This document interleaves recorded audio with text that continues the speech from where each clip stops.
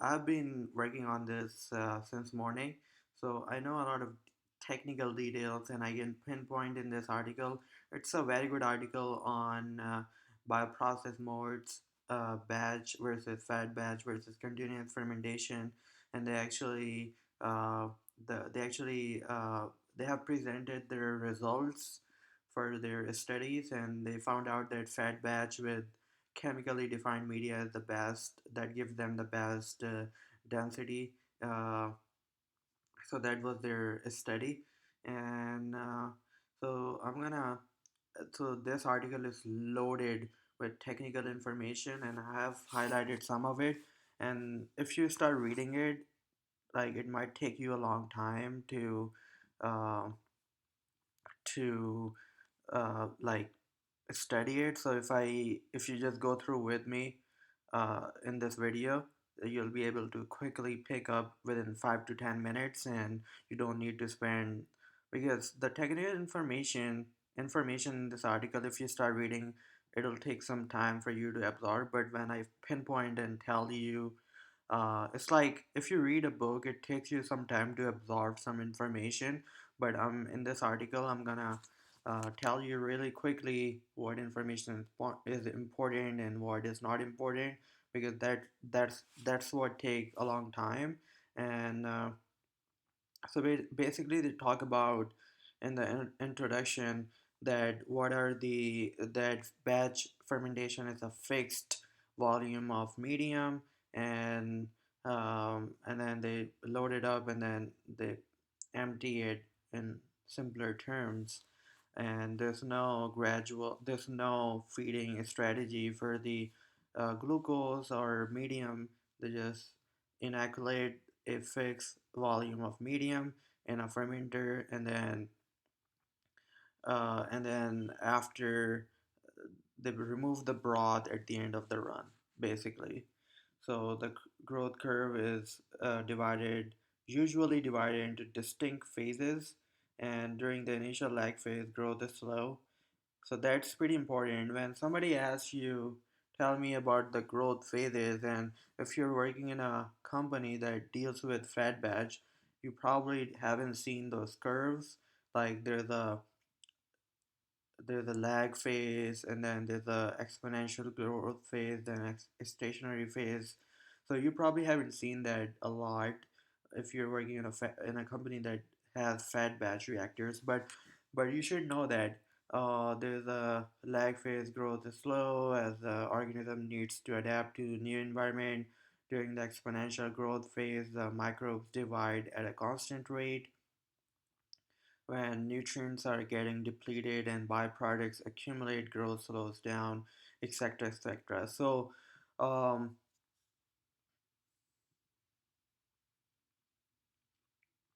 after culture continues, it would finally enter the death phase, which is characterized by a decrease in the viable cell density.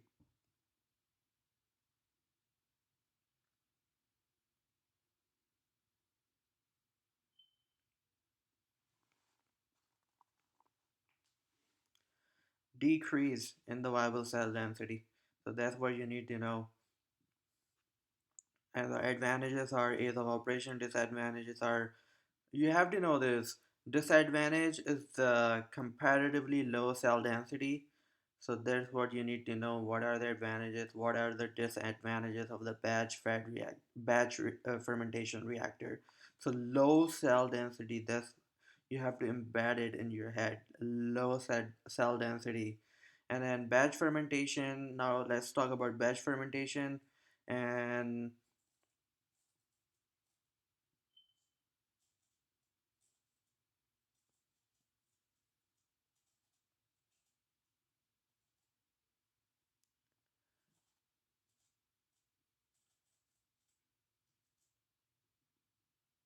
let's talk about fat batch fermentation.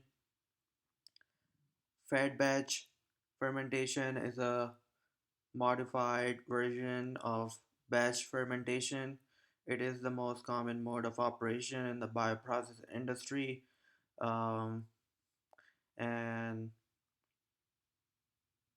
So exactly, the entire culture suspension is removed at the end of each run, and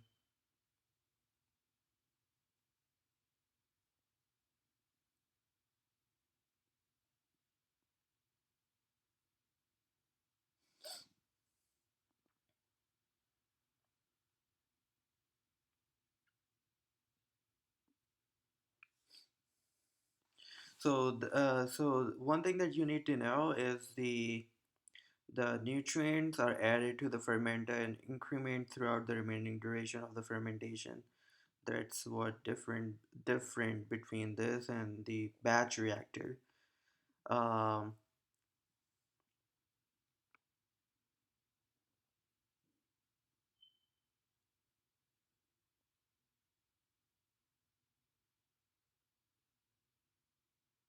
the start of feeding is normally determined by substrate limitation in the broth, and the time profile of feeding should be designed in a way that the substrate remain non-excessive while microbial growth is fully supported.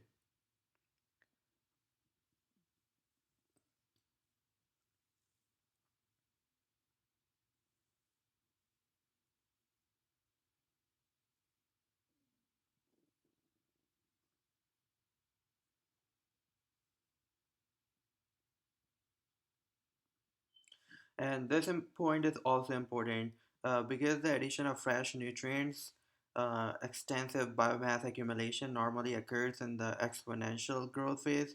Therefore, the fed batch fermentation is very useful for bioprocess aiming for high biomass density or high product yield when the desired product is positively correlated with with microbial growth.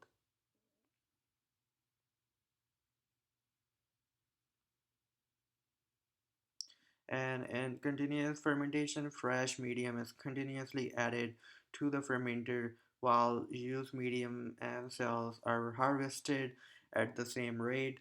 Consumed nutrients are replaced and toxic metabolites are removed from the culture.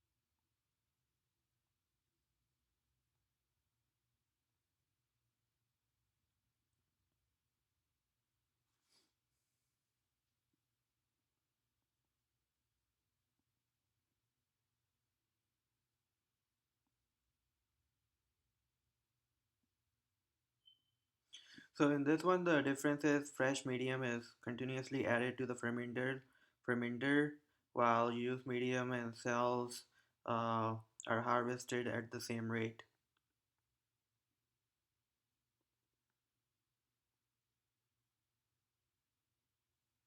When addition and removal are at the same rate, the culture volume stays constant. So that's a very technical pointer that you need to know in this one.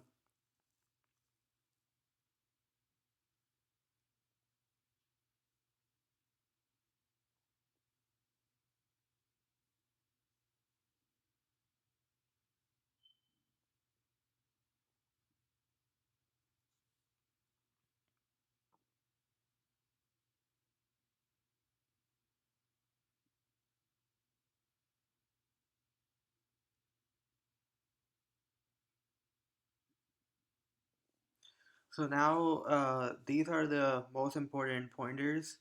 I have pinpointed that um, this is the most important one. I'm just gonna make a note here. for myself.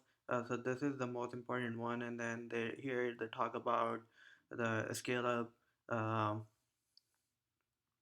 is simpler because of the constant power to volume strategy. And we'll talk about scale up in the next video. Now let's talk about the medium preparation. So in the media they use citrate phosphate buffer, and then they use magnesium sulfate. Um, Chemically defined media was prepared. Vitamin B1 and magnesium sulfate stock solution. For each run, we first fill the vessel with a DI water solution containing citrate, phosphate buffer, and antifoam.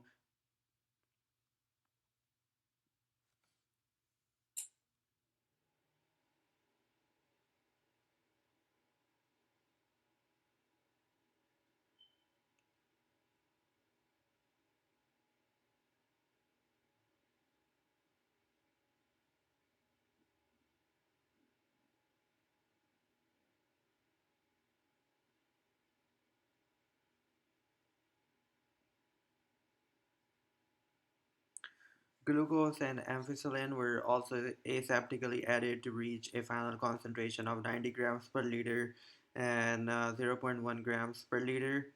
Uh, but this is the chemical defined medium, and then the complex medium they use terrific broth modified with glycerol 0.4% volume per volume.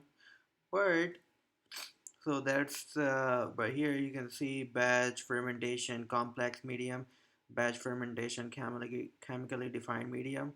So 90 grams per liter glucose, citric phosphate buffer, magnesium sulfate, thiamine, and trace element.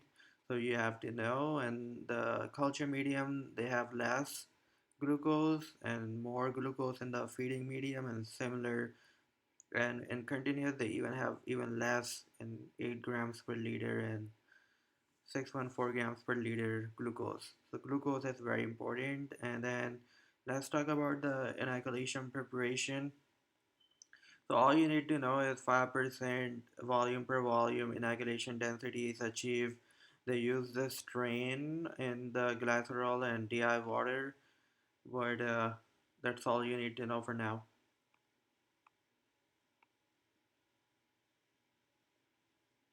And the starting density is 0.1 to 1. That's also important because I'll show you later on what happens.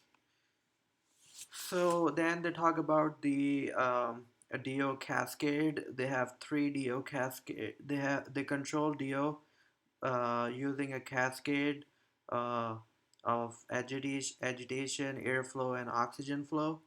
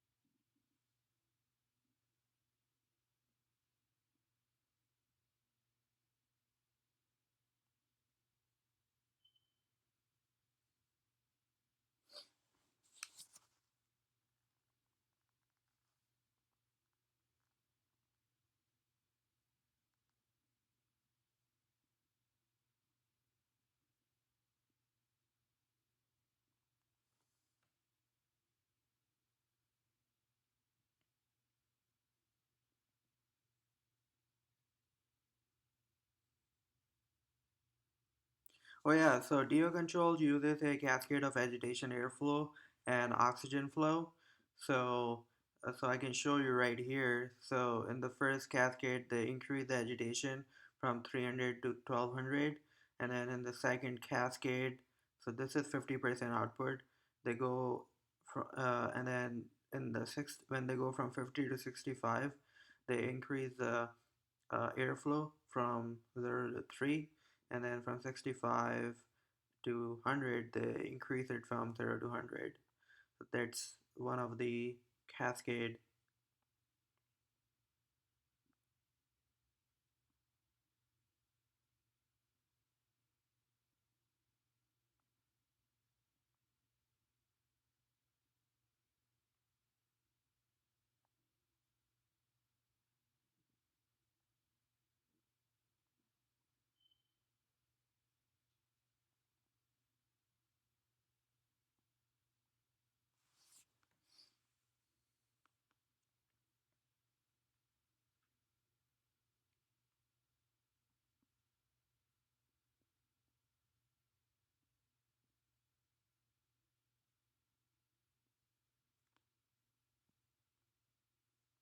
And then they talk about here the tubing.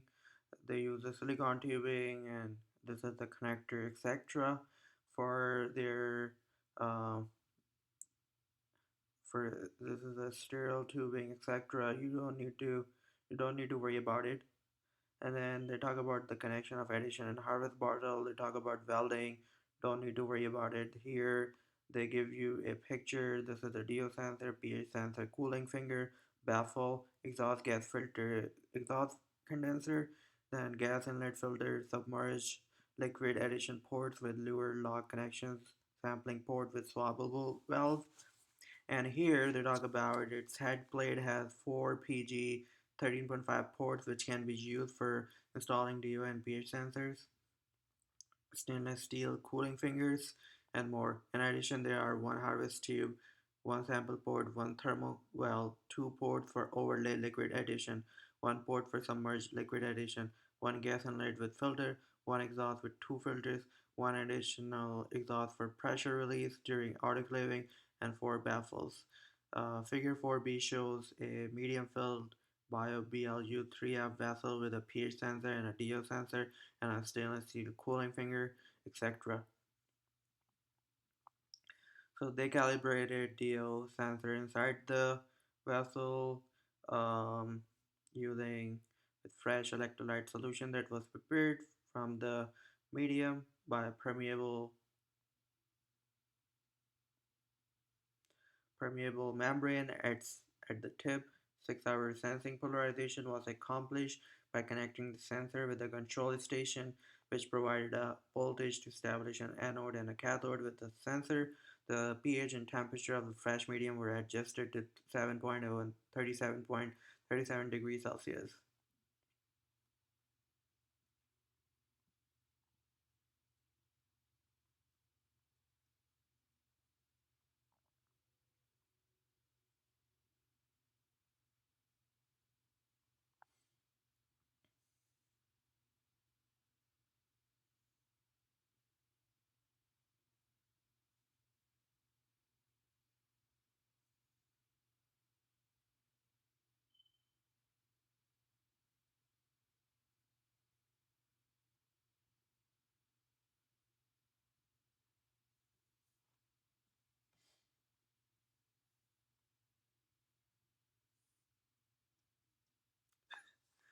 Carbon source exhaustion.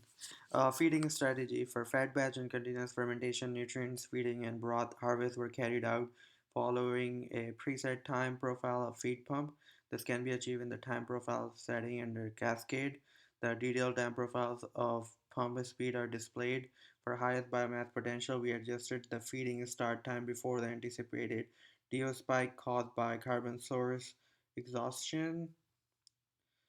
It is a common practice to rely on the DO spike to signal feed batch feeding start. However, the carbon source exhaustion that causes a DO spike may also shift E. coli metabolism and reduce peak biomass potential.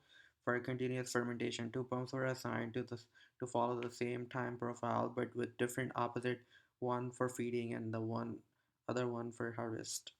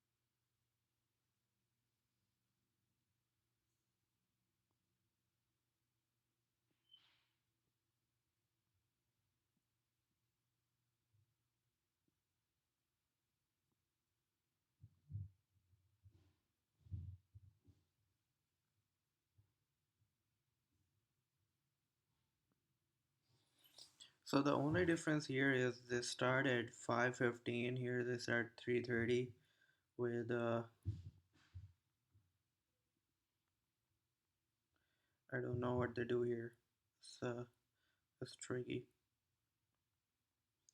They ramp it up to they ramp up the pump speed for some reason. I don't know.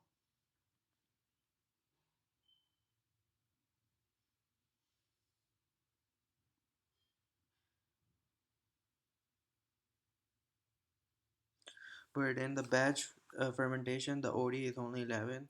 In the fat batch, the OD reaches uh, 77, which is sevenfold increase.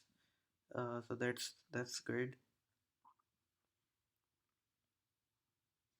In the batch fed, obviously there's no glucose feeding strategy. Here they have a uh, glucose feeding strategy in place.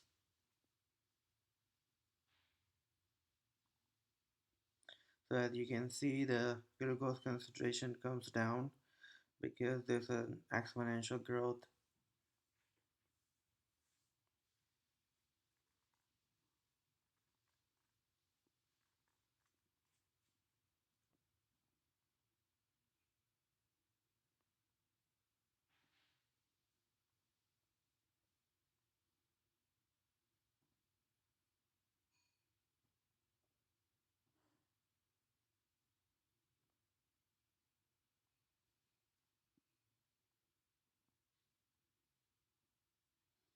We initiated feeding before glucose depletion, which triggered a strong exponential E. coli growth. So that's pretty important, and we found that the medium composition plays a significant role in shaping the bacterial growth and biomass potential.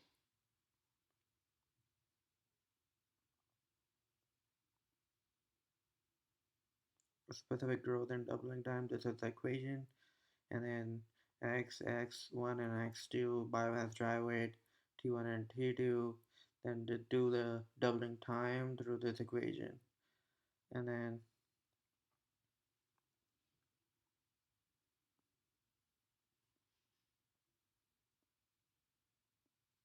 we calculated the umax for doubling time to be this. Damn.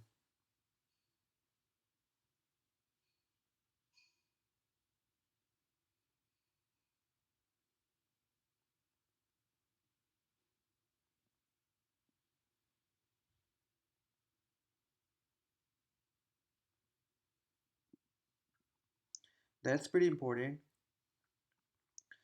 So during 9 to 10 hour, the doubling time increased uh, every 1.16 hour. That's pretty important.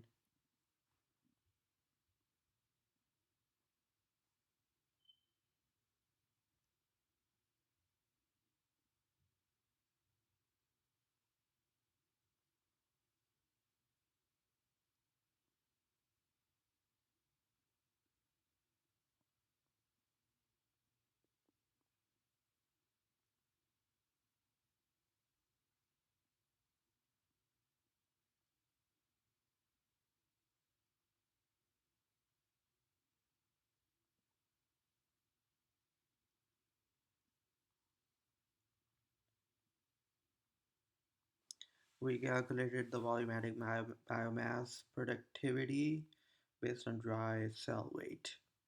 So this is what they got.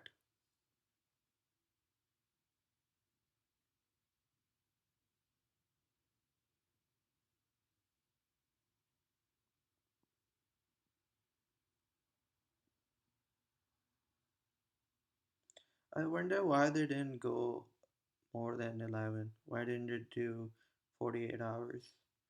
Not too sure.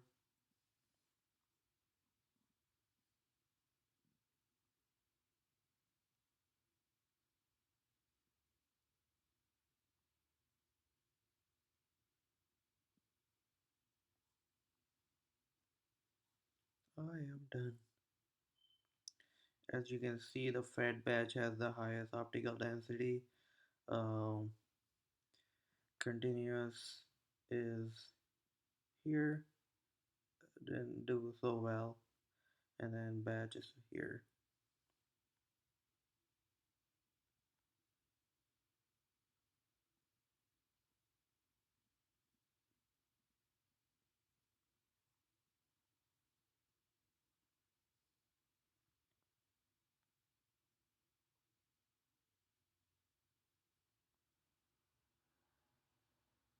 Biomass yield on glucose. This one is good.